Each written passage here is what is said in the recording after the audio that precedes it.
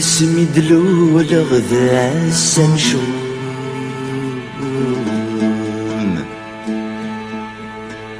ذوك فوسيد شمس غل هموم لكن ورثيتي خير نراغان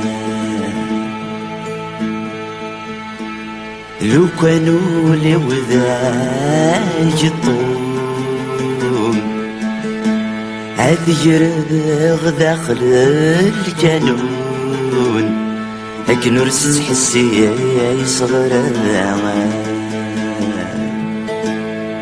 يميس الصورة ويجوم لابد ازد جاب غنون يمرد يسجان راغان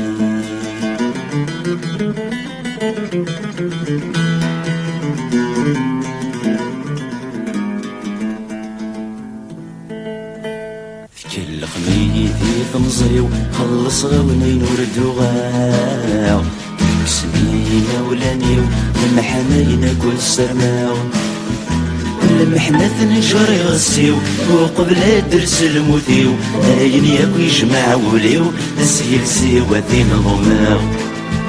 السيل سيواتي نظماو مرزقين غاد سنسراو في العيدان بدا غروان الناس غاكون غفراو هاينا ولانا عزيزان إذا فاتنا راه نبداو خاص تمشيك تمور وهماو ماشي ذود مسي روحاو عاد مليل نتوان نون عاد مليل نتوان نون سوق نودي يتعقل دمي نادي يرول في الليل فهم الطوذي والحلال ويسن كان مكذب كثير هذا سن صغر بغل شغال هذا سن يعرف ووال تاقرا ما نمي عقل تدر تدعجل غوري تدر تدعجل غوري هيا جيق ذا سيرم تركيثي والظلرام يبدلي زمان يسم كيف جاي الحرز دلوفاو تبورت الحبس في الزم فلسنا ورقتي وتوشم دورة السدنيا تصجم طول عماري تمر كام طول عماري تمر كام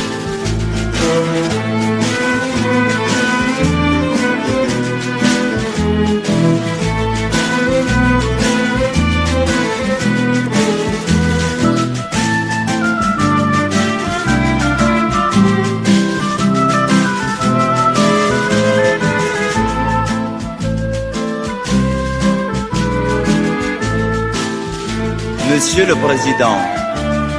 c'est avec un cœur lourd que je m'adresse à vous. Ces quelques phrases d'un condamné étancheront peut-être la soif de certains individus opprimés. Je m'adresse à vous avec une langue empruntée pour vous dire simplement et clairement que l'État n'a jamais été la patrie. D'après Bakounine, c'est l'abstraction métaphysique, mystique, juridique, politique de la patrie. Les masses populaires de tous les pays aiment profondément leur patrie. Mais c'est un amour réel,